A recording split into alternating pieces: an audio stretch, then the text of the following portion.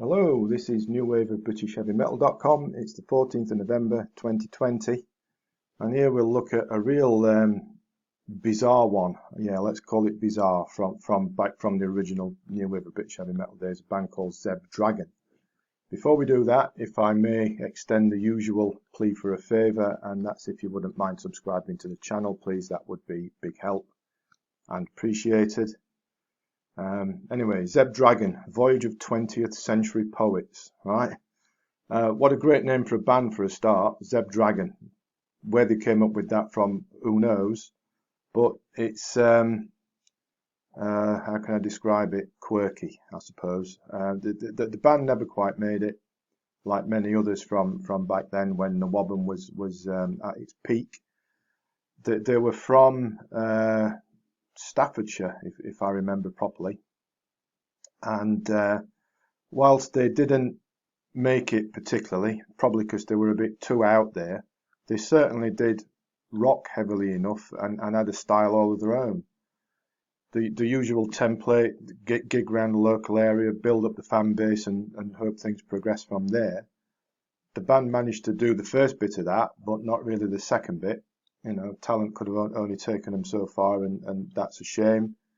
They drifted around for a few years, faded away, and didn't leave much behind in the terms of any recording or session-based output. And perhaps that uniqueness, that bizarreness in style, that mixture of heaviness mixed in with prog and folk was perhaps too unique for record companies to jump on. Probably thinking that Zeb Dragon wouldn't attract any mass appeal. Well, I say shame on you, record companies in the 1980s. You should have snapped them up.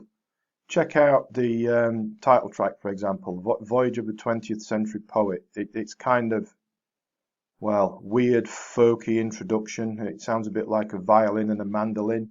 Then a really punchy riff comes in. There's some quirky offbeat drumming and a slightly manic vocal. Really bizarre but excellent at the same time. Then we've got Underground, which is a 7-minute mini epic, which sounds a bit like Jethro Tull and Fairport Convention on hyperspeed.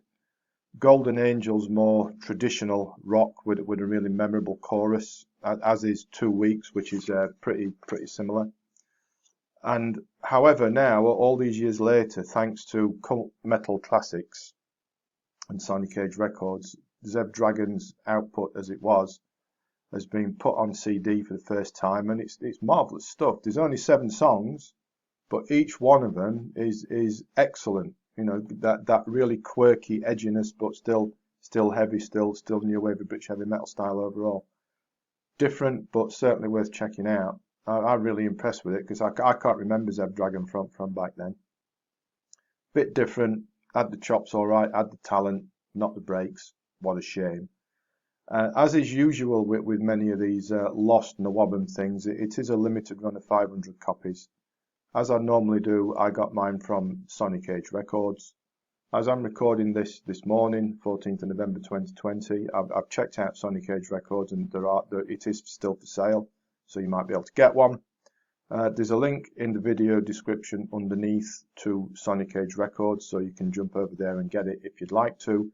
And as usual, there's also a link back to the blog post on the website if you'd like to read that. So do one or the other, or hell, both. What the hell, right? Excuse me. So that's it. Zeb Dragon, different, unique, worth checking out. Seriously. So I'll stop here.